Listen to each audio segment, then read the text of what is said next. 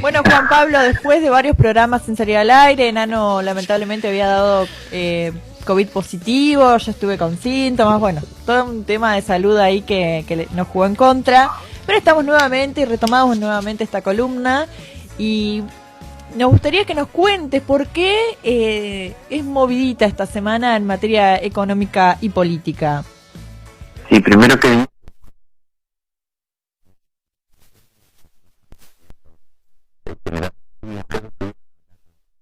anteriormente, pero se me ocurre una de sus mejores frases, que es que la causa de los pueblos no admite la menor demora, y esta semana, en relación con este tema, se conocieron indicadores de inflación, ¿no? Uno de los puntos que más nos está preocupando a argentinas y argentinos por este tiempo, y el indicador de mayo fue de 3,3%, estamos en un acumulado de este año del 21,5% y el interanual del 48,8%.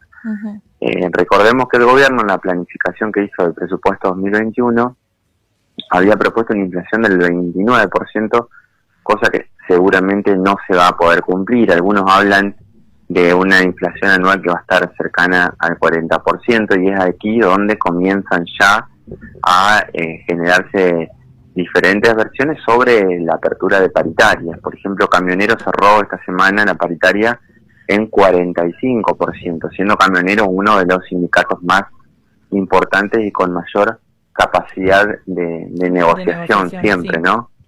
Hay otros sindicatos que son entreguistas permanentemente. Pero bueno, es un tema preocupante, porque más allá de que se bajó del 4,1 al 3,3 de un mes al otro, uno de los rubros que mayor aumento tuvo fueron los alimentos, justamente. Y en una Argentina tan diezmada, tan alicaída, que siga creciendo el precio de la comida, la verdad que es más que preocupante. Imagínate que se conocieron también los datos de la canasta básica total, que es la que mide la pobreza, y eso indica que esto es Gran Buenos Aires, pero los números nacionales no tienen gran diferencia con esto, ¿no? Para una familia tipo de 4 integrantes, 2 adultos y 2 menores, se necesitan 64.445 pesos para no ser pobre. Listo, soy linchera. ¿Sí? Te acompaño en el Sí. sentimiento. Para no ser indigente, para una familia tipo de 4 integrantes, se necesitan 27.423. Recordemos que la línea de indigencia mide aquellas familias que no les alcanza para alimentarse, y la línea de pobreza es la que mide un escalón superior, no solamente alimentarse, sino también otro tipo de elementos esenciales, como son, por ejemplo, la vestimenta, ¿no? Son, creo, los datos más preocupantes que atraviesa hoy la Argentina, y deberían ser los desvelos de este proyecto político que gobierna el país, que, por cierto, también debemos aclarar, ha sido el proyecto político de mayor cantidad de recursos ha implementado en toda Latinoamérica para tratar de menguar el efecto de la pandemia, ¿sí?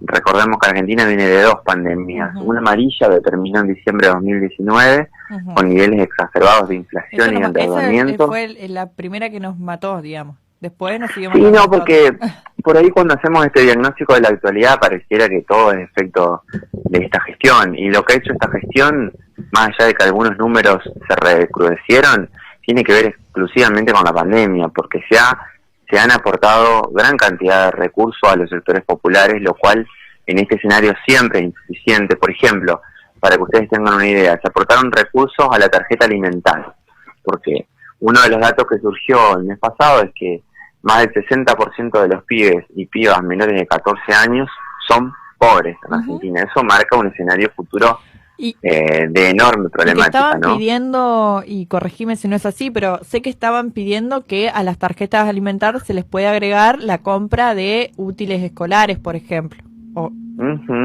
Y otro dato que surgió esta semana, bueno, más allá de que te quería decir, la tarjeta alimentaria estaba destinada para 1.800.000 personas, estamos hablando de chicos menores de 9 años. Cuando se conoció este dato de menores de 60, se aumentó a menores de 14 años, y el universo abarcativo se extendió a más de 4 millones de gurises en toda la Argentina. Además de que también se termina repercutiendo en más de 2 millones de adultos, ¿sí? No es menor para nada toda esa información. Igual son tan preocupantes los indicadores que pareciera que todo lo que se da resulta insuficiente, porque no solamente acá tenemos que brindar recursos por parte del Estado para sostener una situación que es muy angustiante, sino que además y esencialmente lo que hay que realizar es un profundo trabajo en el tema de las cadenas de valor y en el control de precios, ¿sí?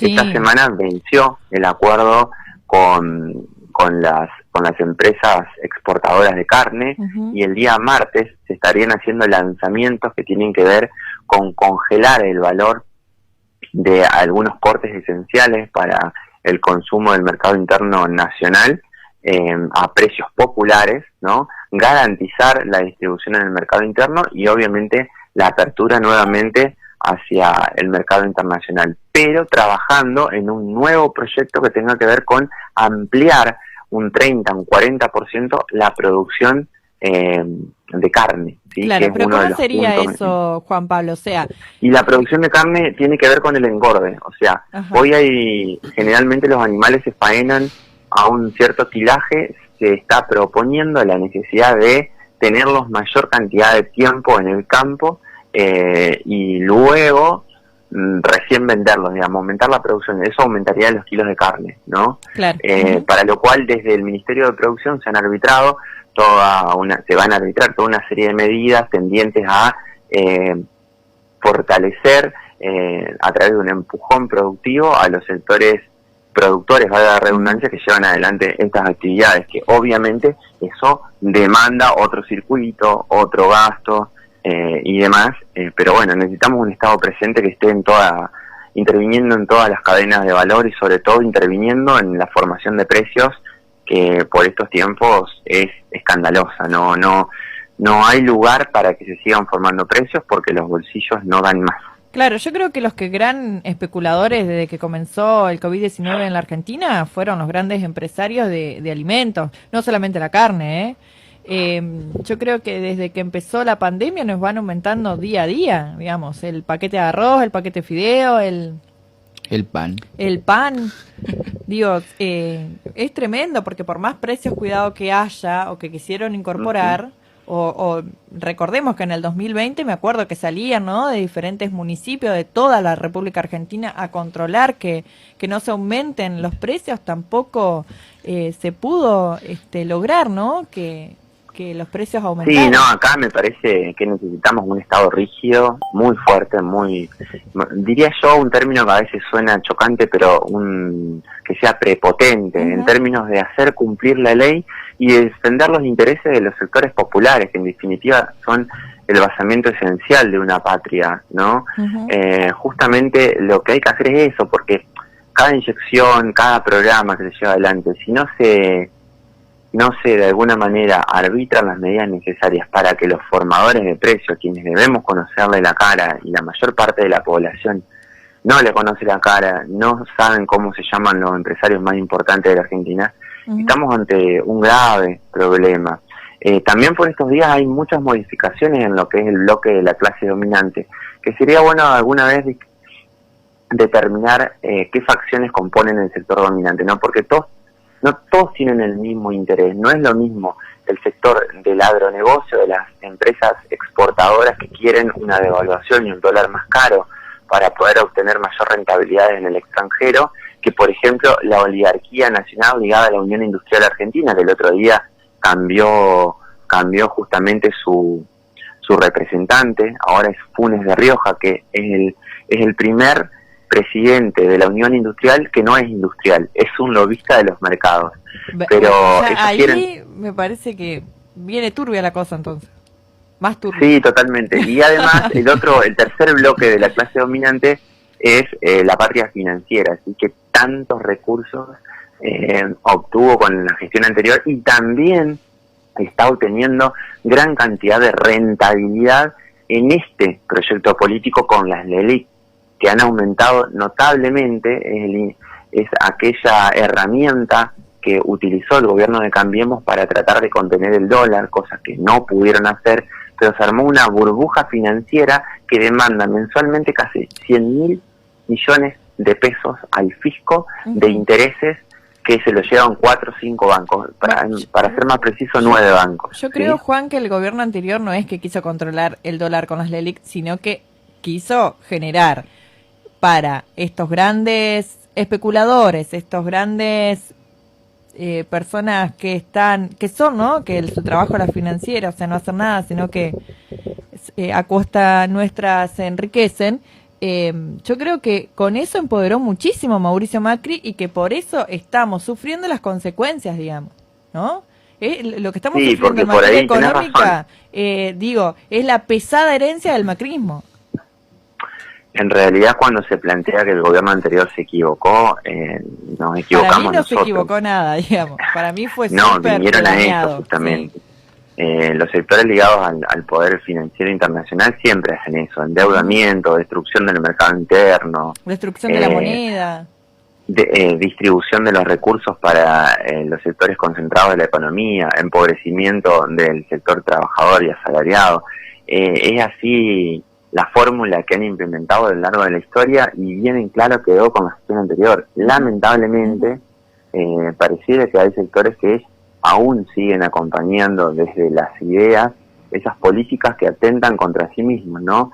Y es importante poder dar los debates de este tipo de cosas, porque algunos ponen en factor de igualación a estos dos proyectos políticos, al anterior y a este, y me parece que más allá de que haya algunos actores concentrados en la economía que sigan obteniendo rentabilidades que merecen ser atendidas con urgencia, me parece que no es el mismo modelo económico, que la tasa de interés es otra, que justamente se trata de atender permanentemente a los sectores populares partiendo de una base pésima, y es ahí donde hay que poner el ojo, ¿no? Y donde hay que dar la discusión permanentemente. Te consulto, Juan Pablo, bueno, de tu rol como ciudadano y también como formador de ciudadanos. Las palabras del exmandatario refiriéndose a que la democracia no se maneja, comparó la democracia como elegir una pareja en Tinder o dar un me gusta en una red social, diciendo como que la democracia no es no se maneja con un botón, lamentablemente, ¿no? Diciendo como que, no sé, como si fuese un control para cambiar las series de Netflix. ¿Qué opinión te genera a vos como profesor universitario, digamos, y que también sos formador y, bueno, obviamente ciudadano, ¿no? Y a mí me parece que el expresidente goza de una enorme impunidad. Como siempre dice Jorge Alemán, es como que a los sectores de la derecha nunca se les demanda nada, ¿no? Pero si esa frase la hubiera dicho Cristina, andaría todo el mundo acongojado de las menciones que hizo la expresidenta y actual vicepresidenta. Me parece que Macri todo el tiempo dice este tipo de frases. También se refirió a lo de ninguneando nuevamente el COVID. Y ayer me tomé el trabajo, porque suelo seguir mucho los medios concentrados, ¿no? Por ejemplo, Infobae, que es el medio digital más visto de toda Latinoamérica. No es menor ese dato. Ese sí es un verdadero formador de conciencias. Generalmente son en su mayoría votantes de Macri quienes conforman el público de ese medio, y todos tratándolo de mamarracho, ¿no? No es menor, digamos, que su propio público, que su propia gente ponga en consideración las cualidades de este exmandatario, que en definitiva esto lo único que hace es ayudar a que se potencie la figura tanto de Horacio Rodríguez Larreta como de María Eugenia Vidal, que forman parte del otro segmento supuestamente de la interna que tiene. Y bueno, por ejemplo, Frigerio acá en Entre Ríos ya lanzó, ya inclusive está caminando la Entre Ríos, ¿no? Para candidato a diputado, pero no se sabe aún quiénes irán, o quiénes representan la fuerza política del PRO. Yo creo que también tienen una disputa ahí entre Mauricio Macri, Horacio Rodríguez Larreta, María Eugenia Vidal, hasta inclusive Bullrich. Frigerio está recorriendo la provincia también con un nivel de impunidad absoluta, hablando de de la educación cuando ellos se financiaron todo, ¿no? La única característica de Frigerio positiva es que habla de corrido, ¿no? Como el expresidente que se traba todo el tiempo, digamos, no dice una oración concreta, pero después formó parte de lo mismo. Hoy Frigerio está jugando en la interna junto a Horacio Rodríguez Larreta y a María Eugenia Vidal. Y me parece un candidato de relieve para la provincia de Entre Ríos, al cual va a ser muy difícil poder ganarle desde el campo popular, desde el oficialismo, sobre todo porque fue ministro del Interior en la gestión anterior, tiene relieve nacional, lo conoce todo el mundo, así que me parece que... Claro, y es carismático para hacerse el tonto, popular. Juan Pablo, porque recordemos que él era uno de los que también fue parte de las escuchas ilegales. Sí, pero también se hace el tonto porque existe una impunidad mediática. Tenemos que, acá alguna vez por todas tenemos que decir que cuando estos tipos van a los medios nunca les repreguntan, nunca los ponen en situaciones difíciles de responder. Yo recuerdo, y se me viene a la memoria siempre, en la campaña de 2017 cuando Cristina estuvo con Rosín, el periodista de Telefe, y le decía justamente que a María Eugenia Vidal le hacían preguntas muy simpáticas y a ella le hacían preguntas sumamente complejas, ¿no? En el tono que Cristina nos tiene acostumbrados, que la verdad fue fantástica, y lo puso en incomodidad a Rosín justamente, porque lo evidenció en ese rol de complicidad que tienen los periodistas, la mayor parte de los periodistas, con el poder concentrado de la economía.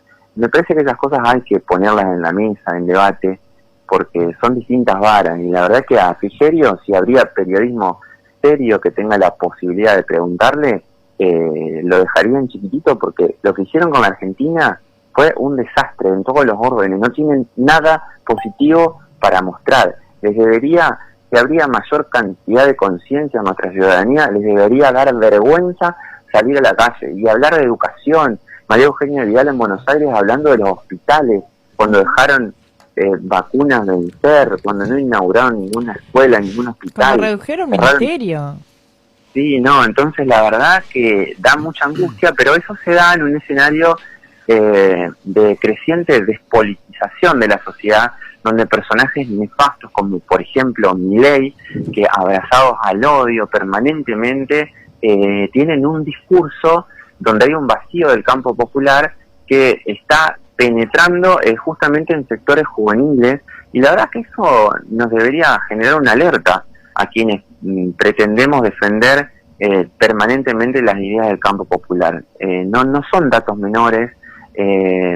Hay oleadas de derecha en el mundo que están creciendo. No sé si ustedes vieron esta semana, pero el tipo dijo que eran superiores estéticamente, que eran más inteligentes. Bajo esos términos se manifiesta, con un odio visceral, hablando a cámara, así, la verdad que da miedo inclusive, porque no es un loquito suelto, es un tipo que permanentemente genera adhesiones. Y te digo, como graduado de Ciencias Económicas también, que conozco muchos colegas que convalidan esas ideas y esas formas, hablando de Peronia, hablando de los libertarios como que si fueran la salvación del mundo.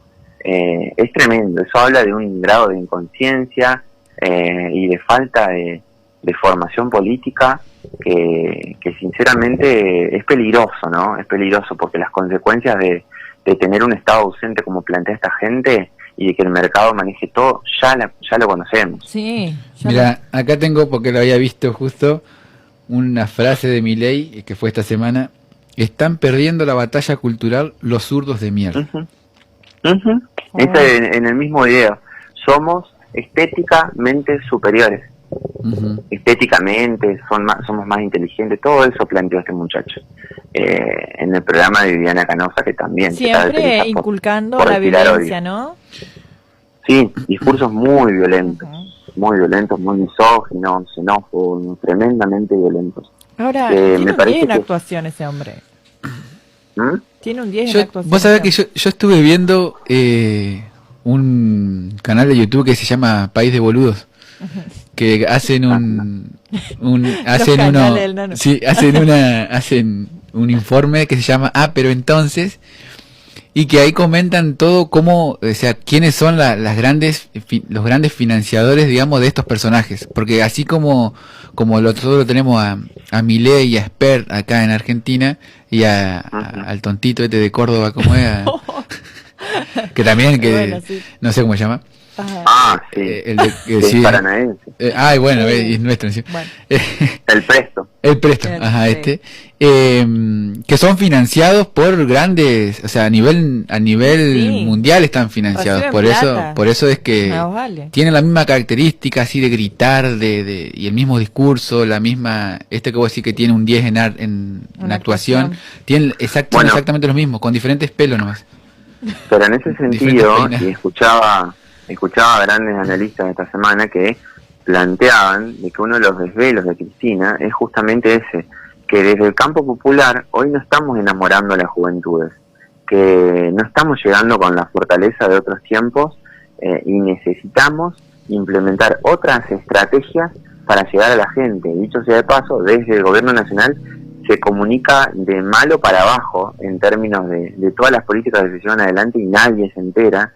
Ayer en el partido de la selección argentina con Uruguay hubo un par de propagandas que eran, desde mi perspectiva, no soy especialista en el rubro, pero muy malas, y así no convencemos a nadie, pero tampoco se trabaja sobre ese segmento, y tampoco la política hoy enamora, y me parece que una de las cuestiones que más atrapa a las juventudes es la pasión, es enamorarse, es sentirse identificado, porque se vive de otra forma, con otra intensidad, con otros sueños, con otras utopías, y me parece que hay que tratar de volver a enamorar con la política, porque eso no está pasando, y enamorar desde la gestión, enamorar con obras concretas que le mejoran la vida a un montón de gente, que eso se está haciendo hoy, pero hay una falencia en la comunicación, en el discurso, en la manera de comunicar dubitativa, que parece que estamos bien con todo el mundo y no debe ser así, que me parece que hay que replantearse, porque lo peor que se puede hacer es dejar de tener incidencia justamente en esas generaciones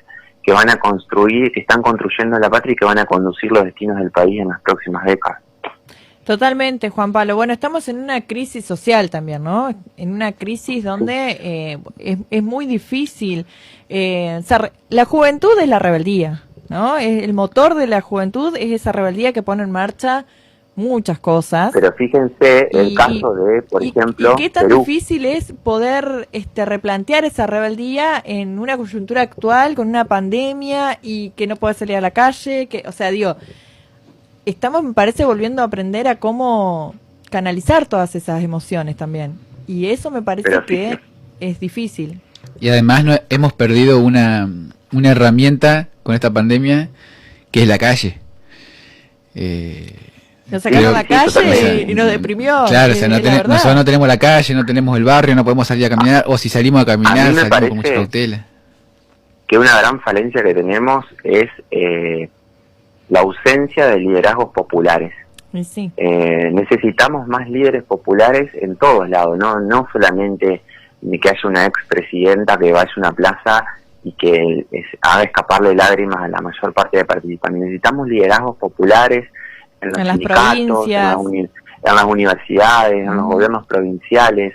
Hay una enorme falencia de liderazgos populares y me da la sensación, porque quienes hoy tienen la posibilidad de conducir las provincias y demás son dirigentes formados a la luz del neoliberalismo, y eso se siente. Hay una frialdad, hay un todo me da igual que es preocupante. Me parece que hay que construir nuevos liderazgos en todos los órdenes que hagan enamorar, como pasó ahora. Quería dejar esto para último, con Pedro Castillo en Perú, que por primera vez en su historia va a tener un gobierno de orden popular, que se recorrió a caballo todo el país, con un discurso popular donde va a hablar de nacionalizar los hidrocarburos, como hizo Evo en Bolivia, y que tiene que ver justamente con la idiosincrasia de ese pueblo que ha sido históricamente vilipendiado por la oligarquía, siempre dispuesta a entregarle todo al poder económico internacional. Me parece que lo de Perú, y que haya vuelto Evo a Bolivia, y que el concierto regional implique de que Lula pueda llegar a ser presidente nuevamente el año que viene, son indicadores más que auspiciosos que nos permiten estar alertas para profundizar los proyectos populares, pero sin titubeos, con mucho coraje, porque los niveles de injusticia y de desigualdad con los que vivimos en la actualidad son insostenibles. Entonces hay que sí o sí y de manera drástica tomar esas medidas que el pueblo está demandando, porque el pueblo, como lo dijo la vicepresidenta en la Asunción de diciembre de 2019, el pueblo agradece, el pueblo, y como decía Fabio también, el pueblo no traiciona, el pueblo acompaña a aquellos y aquellas dirigentes que se juegan y que ponen el corazón en sus gestiones, defendiendo los intereses de quienes más sufren. Así es, Juan. Bueno, Juan Pablo, muchísimas gracias. Nos volvemos a reencontrar el próximo sábado, ¿te parece?